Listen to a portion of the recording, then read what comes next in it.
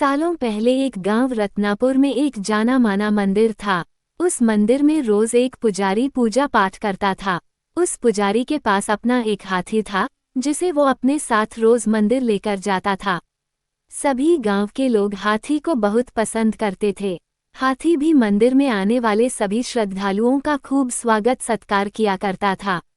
सुबह पूजा पाठ खत्म करने के बाद पुजारी अपने हाथी को नहलाने के लिए तालाब में लेकर जाता था। रोज हाथी तालाब में नहाने के बाद घर लौटते समय दर्जी की दुकान पर रुकता था। दर्जी भी रोज हाथी को प्यार से एक केला खाने को देता।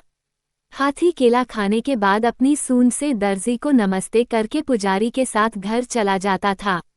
ये सब हाथी और पुजारी की रोजमर्रा की जिंदगी का एक हिस्सा था। एक दिन हाथी जब दर्जी की दुकान पर केला खाने के लिए रुका, तो दर्जी को शरारत करने का दिल हुआ। उसने हाथी को केला देने के बाद अपने हाथ में सुई रख ली। जैसे ही हाथी ने उसे नमस्ते किया, दर्जी ने उसकी सूंड पर सुई चुभा दी। सुई चुभते ही हाथी जोर से चिंघाड़ते हुए करहाने लगा। दर्जी ने हाथी के दर्द का खूब मजाक उड़ाया और जोर जोर से हंसने लगा। पुजारी को पता नहीं चला कि क्या हुआ। वो हाथी को सहलाते हुए अपने घर लेकर चला गया। अगले दिन फिर पुजारी और हाथी तालाब से लौटकर आ रहे थे। पुजारी कुछ दूर रुककर लोगों से बात करने लगा।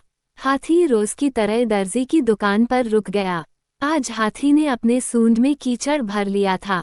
दर्जी अपनी दुकान में बैठकर कपड़ों की सिलाई कर रहा था। जैसे ही हाथी ने दर्जी को देखा, वैसे ही हाथी ने उसकी पूरी दुकान पर कीचड़ फेंक दिया।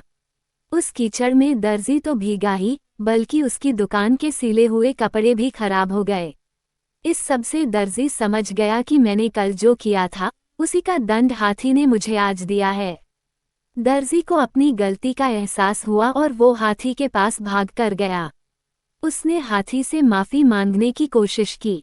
उसने कहा, हे गजराज, आपने बिल्कुल सही किया।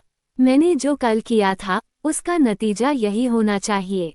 हाथी ने दर्जी की तरफ देखा और अपनी सूंड को हवा में लहराते हुए वहां से चला गया। दर्जी को मन ही मन बहुत बुरा लग रहा था। उसने अपने मजाक मस्ती के चक्कर में एक अच्छा दोस्त हाथी खो दिया था। उस दिन से दर्जी ने ठान ली कि वो किसी को भी मजाक में भी नुकसान नहीं पहुंचाएगा।